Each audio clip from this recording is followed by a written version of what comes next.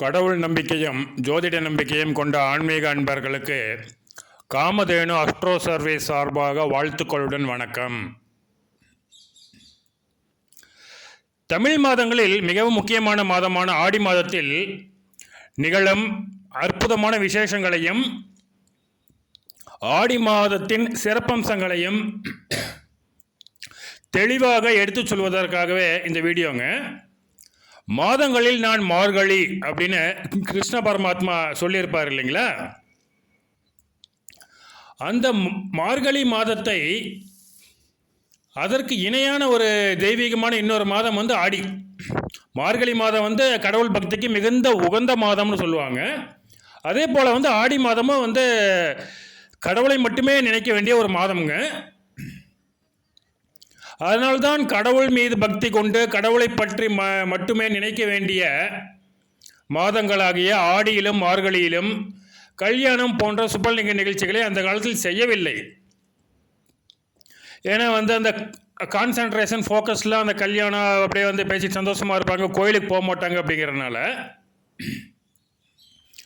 அதனால்தான் பக்தியில் மனதை செலுத்த வேண்டும் என்பதற்காக ஆடி மாதங்களிலும் மார்கழி மாதத்திலும் எந்த சுப நிகழ்ச்சிகளும் வைக்கலைங்க. அப்போ ஆனால் நம்ம ஆளுங்க அதை பீட மாதங்க அப்படின்னு சொல்லிட்டு இருக்காங்க. ஆடி மாதமும் மார்கழி மாதமும் பீடை மாதங்கள் அல்ல, பிரமாதமான மாதங்கள். ஆடி மாதம் என்பது சூரிய பகவான் சந்திரன் வீடான கடகத்தில் பயணம் செய்யும் ஒரு மாதமாகும். உத்தராயண பயணம் முடிந்து தட்சிணாயன பயணம் தொடங்கும் மாதம்தான் ஆடி. பித்ருகாரகர் அதாவது தந்தைகாரகராகிய சூரிய பகவான் மாத்ருகாரகர் அதாவது தாய்காரகராகிய சந்திரனின் வீட்டில் சஞ்சரிக்கும் மாதம் ஆடி. இன்னொன்று நம்ம பார்த்தோம்னா, நெருப்பு அக்னி கிரகமாகிய சூரியன் ஜலராசியாகிய கடகத்தில் ஜல கிரகமாகிய சந்திரனின் வீட்டில் வசிப்பது தான் இந்த ஆடி மாதம். ஏன்னா விவசாயத்துக்கு நீர்வளம் எந்தளவு முக்கியம்னு நம்ம எல்லாத்துக்குமே தெரியுங்க. அந்தளவு வெப்பமும் முக்கியங்க. அதாவது சூரிய ஒளியும் முக்கியம். தண்ணீர் இல்லைனாலும் விவசாயம் பண்ண முடியாதுங்க, சூரிய ஒளி இல்லைனாலும் விவசாயம் பண்ண முடியாது. அதனால்தான் நம் முன்னோர்கள் ஆடிப்பட்டம் தேதி விதைக்கணும் அப்படின்னு விவசாயத்துக்கான ஆரம்பகட்ட பணிகளை ஆடி மாதத்தில் ஆரம்பிப்பார்கள். அந்த அளவுக்கு விஞ்ஞான ரீதியாக ஞானம் பெற்றவர்கள் நம் முன்னோர்கள். ஆடி மாத விசேஷங்களை பார்க்கும் பொழுது முதல் நாளே தலையாடி அப்படின்னு கொண்டாடப்படுகின்றதுங்க. அதாவது ஆடி 1ஆம் தேதி தேங்காய்க்குள்ளே இருக்க தண்ணியோட பொட்டுக்கடலை, வெல்லம், எள் இதெல்லாம் போட்டு நல்லா அதை சுட்டு வேக வச்சு விநாயகர் கோயிலில் உடைச்சி எல்லோரும் சாப்பிடுவாங்க. சிறு குழந்தைகளுக்கு அந்த காலத்தில் இது ஒரு விசேஷமான விளையாட்டுங்க. இது வெண்மையான பொருட்களும் திரவ பொருட்களும் சந்திரனின் காரகத்துவங்கள். நீருடன் அந்த வெண்மையான தேங்காய் கூட சந்திரனின் ஆதிக்கத்திற்கு உட்பட்டதுங்க. அந்த தேங்காயை நெருப்பில் சுட்டு சாப்பிடுவது என்பது சந்திரனின் ஆதிக்கத்தில் சூரிய பகவான் அடிபணிவது என்பது போலத்தான். அது சிம்பிளாக சொல்லிடலாங்க. அதாவது எல்லா வீட்லேயுமே மனைவிக்கு கணவன் அடிபணிவது என்பது நடக்குதுங்க. அந்த மாதிரி தான் இது.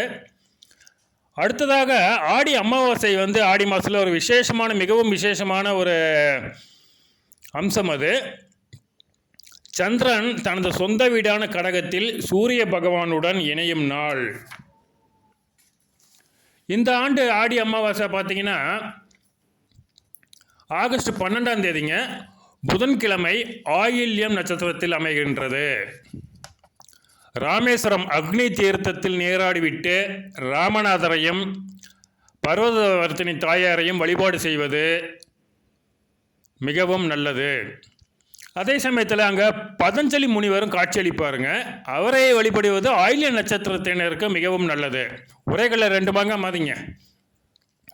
ராமநாதரை வழிபாடு செஞ்ச மாதிரியும் ஆச்சு, பதஞ்சலி அவர்களை வழிபாடு செஞ்ச மாதிரியும் ஆச்சு. உத்தரகோச மங்கை போய் வழிபாடு செய்ய முடியும்னா நல்லதுங்க, முடிஞ்சால் அங்கேயும் போயிட்டு வாங்க. ஆடி மாதத்தின் மற்றொரு சிறப்பம்சம் என்னன்னு பார்த்தீங்கன்னா ஆடி வெள்ளி. இது எல்லாத்துக்குமே தெரியுங்க. அது சந்திரனும் மகாலட்சுமியும் சகோதரிகள். ஏனென்றால் பார்க்கடலில் இருந்து தோன்றியவர்கள். சந்திரனை சிவபெருமான் தன் தலையில் சூடிக்கொண்டார். மகாலட்சுமியை மனம் புரிந்து மார்பில் சூடிக்கொண்டார் விஷ்ணு பகவான்.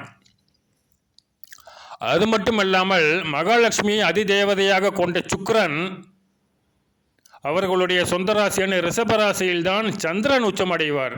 இது ஒரு வித்தியாசமான விஷயம் பார்த்தீங்களா. சந்திரன் சுக்கிரன் இருவருமே பெண் கிரகங்கள் என்பது மட்டுமல்லாது அவர்கள் இருவருமே வெண்மை நிறத்திற்கு அதிபதியானவர்கள். சந்திரன் நான் அடிக்கடி சொல்லுவாங்க, நம்ம நேரில் பார்க்கக்கூடிய 2 கிரகங்கள் வந்து சூரியன் சந்திரன் மட்டும்தான். நம்ம சந்திரனை வந்து ஒரு சாயங்காலத்துக்கு மேலே பார்க்கும்போது பார்த்திங்கன்னா வானத்தில் வெள்ளையாக இருப்பார், கொஞ்சம் மங்கலான வெள்ளை. பட் சுக்கிரன் அவர் பார்த்திங்கன்னா ஒரு பளிச்சுன்னு ஒரு வெள்ளைங்க. இந்த வந்து வைரம்லாம் அப்படியே வந்து பிரகாசமாக பளிரிடும் இல்லையா, அந்த மாதிரி ஒரு பளிச்சுங்கிற வெண்மை வந்து சுக்கிரன். அதனால் அங்கே நம்ம அந்த வெண்மை நிறத்திற்கு சந்திரன் சுக்கிரன் இருவரும் அதிபதியானவர்கள் என்பதை நினைவில் கொள்ள வேண்டும். சிவபெருமானின் மனைவியான உமையவளின் சாந்தமான தோற்றமாகிய அம்பிகை சந்திரனின் அதிதேவதைங்க, பெண் தெய்வம். அதே போல விஷ்ணு பகவானின் மனைவியாகிய மகாலட்சுமி சுக்கிரனின் அதிதேவதைங்க, பெண் தெய்வம். அதனாலேயே பெண் தெய்வங்களின் வழிபாட்டுக்கும் வசதியான வாழ்க்கைக்கும் ஆடி வெள்ளி என்று விரதம் இருந்து அம்மன் கோவில்களில் வழிபாடு செய்வது மிகவும் சிறப்பானது. ஆடிப்பூரம் வந்து இன்னொரு விசேஷமான நாளுங்க. இந்த ஆண்டு பார்த்திங்கன்னா ஆண்டாளுக்கு மிகவும் விசேஷமான இந்த ஆடிப்பூரம் ஆடி மாதம் 2ஆம் தேதி 18/7/2026 அன்று சனிக்கிழமை அன்று வளர்பிறை பஞ்சமி திதியில் அமைகின்றது. இந்த வருஷம் வந்து இன்னொரு ஆச்சரியமாக ஆடி மாதத்தில் 2 பூரம் நட்சத்திரங்கள் அமைகின்றன. இன்னொரு பூர நட்சத்திரம் பார்த்திங்கன்னா ஆடி மாதம் 29ஆம் தேதி 14/10/2026 அன்று வெள்ளிக்கிழமையில், இது ரொம்ப முக்கியங்க, ஆடி வெள்ளி வந்து எப்போவுமே வெள்ளிக்கிழமை கொண்டாடப்படும். ஆடி பூரமும் வந்து வெள்ளிக்கிழமையில் அமைவது மிகவும் ஒரு நல்ல விஷயங்க. அதனால் வந்து நம்ம ஆடி 29ஆம் தேதி 14/8/2026 அன்று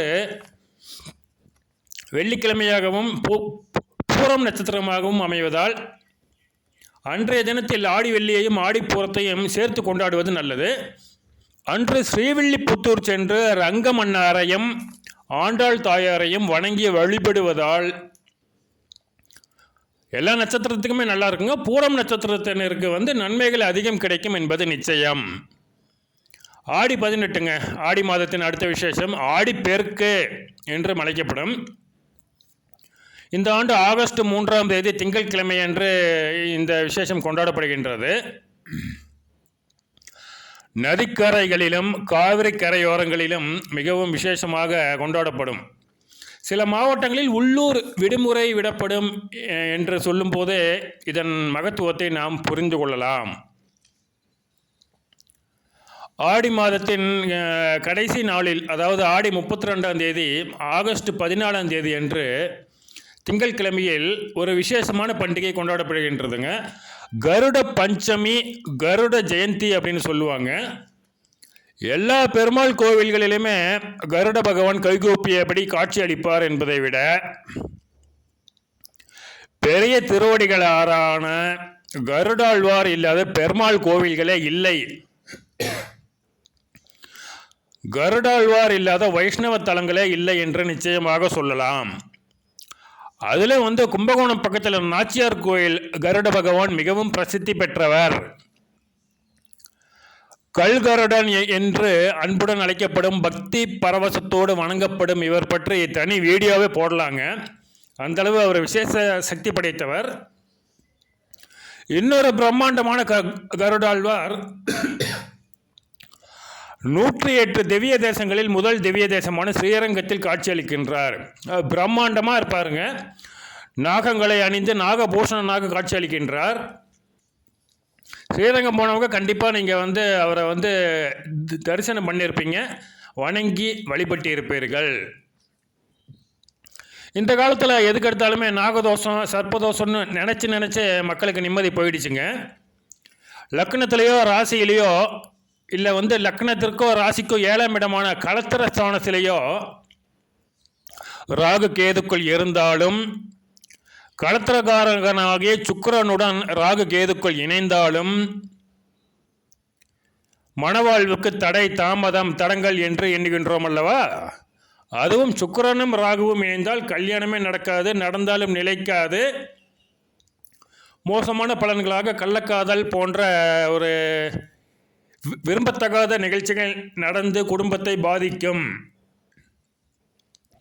பெண்களுக்கு மாங்கல்ய ஸ்தானமாகிய 8ஆம் இடத்தில் ராகுவோ கேதுவோ இருந்தால் கணவனுக்கு பாதிப்பு எனும் ஜோதிட நம்பிக்கையும் உண்டு.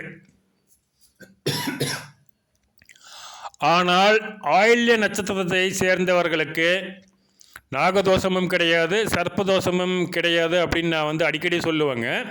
இதை பற்றி ஒரு வீடியோவும் நம்ம போட்டிருக்கோம். ஏன்னா ஆயில்ய நட்சத்திரத்தின் அதிபதியே நாகதேவனாகிய நாக தெய்வமாகிய ஆதிசேஷனின் அம்சமான நாகராஜா. அப்படியே இல்லைங்க எனக்கு நாகதோஷம் சர்ப்பதோஷம்னாவே பயங்க அப்படின்னு சொல்லும் பொதுமக்கள் பக்தர்கள் கருட பஞ்சமி என்று கண்டிப்பாக ஸ்ரீரங்கம் சென்று வழிபட வேண்டும்.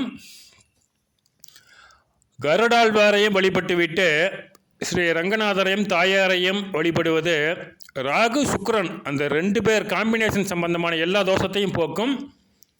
கேது சுக்கிரன் காம்பினேஷன் இருந்தாலும் உங்களுக்கு அதை போக்கிடுங்க, நிச்சயமாக போக்கிடும். பொதுவாக சுக்கிரனுக்கு உண்டான நவகிரக ஸ்தலம் அப்படின்னு கஞ்சனூர் சொல்லுவாங்க. பட்டு ப்ராக்டிக்கலாக யதார்த்தமாக யோசித்து பார்க்கும்போதுங்க ஸ்ரீரங்கம் ரங்கநாதரின் பாதம் பணிந்தாலே போதும். ராகு சுக்கிரன் கேது இவர்கள் எல்லாமே உங்களுக்கு வசதியான வளமான நிம்மதியான அமைதியான வாழ்க்கையை நிச்சயமாக கொடுப்பார்கள். நன்றி.